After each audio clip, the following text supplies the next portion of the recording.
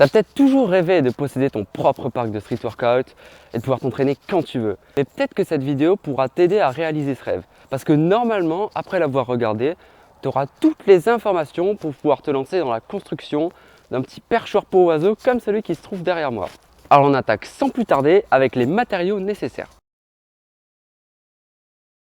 Comme ce sera un parc d'extérieur, il faudra que tu prennes des poteaux en bois qui soient résistants aux intempéries, comme par exemple du Douglas ou du bois traité classe 4. Je te conseille de prendre des poteaux de 12 cm par 12 cm parce que ça te permettra d'avoir une bonne liberté sur les fixations et en plus ça offrira une bonne résistance à la structure. Pour trouver ces poteaux, tu pourras t'adresser directement à une scierie par exemple et tu en auras pour environ 300-400 € pour un parc comme celui derrière moi.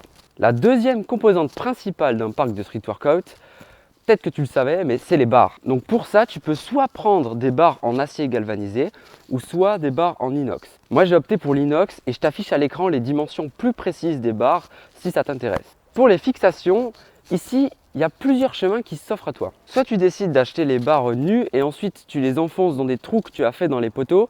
Et pour éviter qu'elles tournent, tu peux utiliser des vis ou des clous. Ou alors, tu achètes des barres directement soudées à des platines.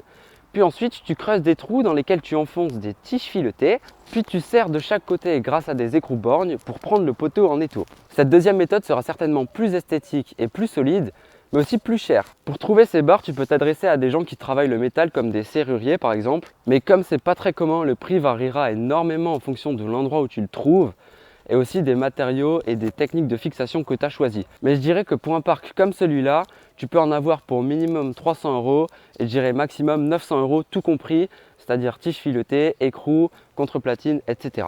Même si on a choisi des poteaux résistants aux intempéries, il faudra quand même penser à les protéger et pour ça tu pourras opter pour des plaques en acier galvanisé ainsi que des bandes d'étanchéité du produit noir et dans la même idée une peinture microporeuse qui en plus de protéger les poteaux, ajoutera une sacrée dose de style à ton parc. Pour tout ce que je viens de citer, tu en auras pour environ 100 €. Bon, puis comme nous on va construire du solide, on va ancrer nos poteaux dans le béton et pour ça, tu t'en doutes, il te faudra de l'eau, mais ça je pense que tu devras en avoir chez toi. Il te faudra aussi des graviers, du sable et du ciment. Pour te donner un ordre d'idée, dans le parc qui se trouve ici, on a dû verser environ 800 litres de béton, ce qui correspondrait à 150 € de marchandises. Bon, maintenant que tu as réussi à réunir tous les matériaux, tu te doutes bien qu'il faudra pas mal d'outils pour les assembler. Et je ne vais pas tous te les citer ici, mais je vais faire un rapide tour, histoire que tu ne sois pas pris au dépourvu. Pour faire les trous, tu auras besoin de plusieurs pelles, ainsi que d'une barre à mine par exemple. Pour préparer tous les poteaux, il te faudra aussi pas mal d'outils plus généraux comme des clés, une perceuse, un marteau, des tournevis, des bons forets aussi, ainsi qu'une scie à métaux pour scier les tiges filetées, et enfin des serre-joints, ça te facilitera grandement la tâche. Enfin, pour couler le béton, une bétonnière t'aidera vraiment et si tu n'en as pas, tu peux en louer à la journée pour quelques dizaines d'euros sur des sites de partage entre voisins. Bon, s'il te manque quelques outils et que tu dois en racheter certains, je pense qu'on peut rajouter environ une centaine d'euros à la cagnotte. Mais t'inquiète pas, je te fais un rapide résumé des prix à la fin de la vidéo. Ça y est, tu peux enfin commencer à creuser les trous. Enfin, pas tout à fait, parce que d'abord, il faut quand même que tu réfléchisses précisément au plan de ta structure. Je t'affiche à l'écran celui qu'on a utilisé, mais si tu veux créer le tien, je te conseille quand même de partir sur une structure carrée pour des raisons de stabilité.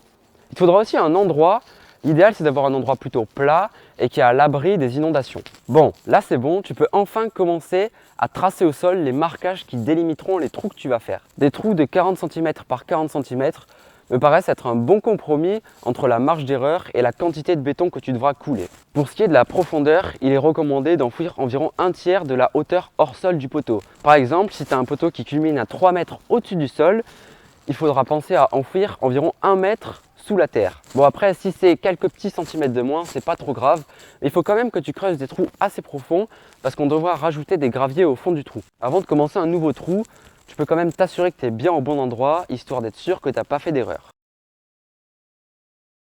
Bon, une fois que tu as fini les trous, il va falloir préparer les poteaux pour les mettre dans les trous par la suite. Cette étape consiste à scier les poteaux à la bonne longueur si ce n'est pas déjà le cas, puis à marquer le niveau 0 sur les poteaux, c'est-à-dire le niveau qui sera au niveau des sols. Ça t'aidera beaucoup pour les prochaines choses à faire, qui sont de peindre la partie hors sol du poteau et d'enduire la partie souterraine avec du produit noir pour améliorer la résistance à l'humidité. Dans la même idée, tu peux aussi coller une bande adhésive d'étanchéité sur le niveau 0. Histoire d'être certain que nos poteaux ne pourrissent pas après quelques jours, je tu peux encore rajouter des plaques d'acier galvanisé en pied de poteau. Bon là normalement nos poteaux sont fin prêts pour l'assemblage. Étant donné qu'on n'a pas tous une grue chez soi, je vais te présenter la méthode qu'on a utilisée pour assembler tous les poteaux. Je ne suis pas certain que ça soit la plus rapide, mais en tout cas elle a marché pour nous. Alors premièrement, il faut que tu fixes une barre pour lier deux poteaux au sol. Au passage, pour fixer la barre, je te conseille de la bloquer directement dans la position finale grâce à un serre-joint. Ça t'évitera du coup de faire les trous pas en face des trous. Bon normalement si tu m'as suivi, tu te retrouves avec deux poteaux au sol liés par une barre. Maintenant, il faut que tu les mettes dans leur position finale, c'est-à-dire dans les trous. C'est aussi à ce moment-là qu'il faut que tu rajoutes quelques graviers au fond du trou pour contrôler l'horizontalité et les verticalités et pour éviter que l'humidité ne remonte jusque dans les poteaux. Ça y est, une fois que les deux poteaux sont en place, il suffit juste de les tenir grâce à des planches et à des serre-joints, puis tu amènes le poteau suivant et tu répètes cette opération. Bon ça y est, tu as fait le plus gros, il ne te reste plus qu'à couler le béton et attendre environ 3 semaines, 1 mois que ça sèche totalement. Pendant ce temps, tu peux en profiter pour faire les finitions, c'est-à-dire rajouter un sol ou alors des lettres ou même des guirlandes si tu veux. Donc là, tout dépend de ce que tu fais, mais on peut rajouter jusqu'à environ 200-300 € dans la cagnotte. Pour conclure, en plus de la fierté de l'avoir construit tout seul, avoir un parc de street workout dans son jardin, c'est vraiment trop bien. Qu'on soit avancé ou débutant, ça permet de s'entraîner quand on veut, avec des amis, etc. Mais bon, ça a quand même un coût, environ 750 € pour la version la moins chère des matériaux que je t'ai présenté, et jusqu'à 1800 € pour la version la plus avancée, voire même plus si votre budget le permet. Voilà, j'espère qu'avec cette vidéo, vous avez eu tous les renseignements que vous souhaitiez. En tout cas, si vous reste des questions, n'hésitez pas à les poser dans les commentaires. N'hésitez pas non plus à recommander cette vidéo à des amis qui souhaiteraient construire un parc de street workout dans leur jardin. En tout cas, moi je vous souhaite une bonne construction. Ciao!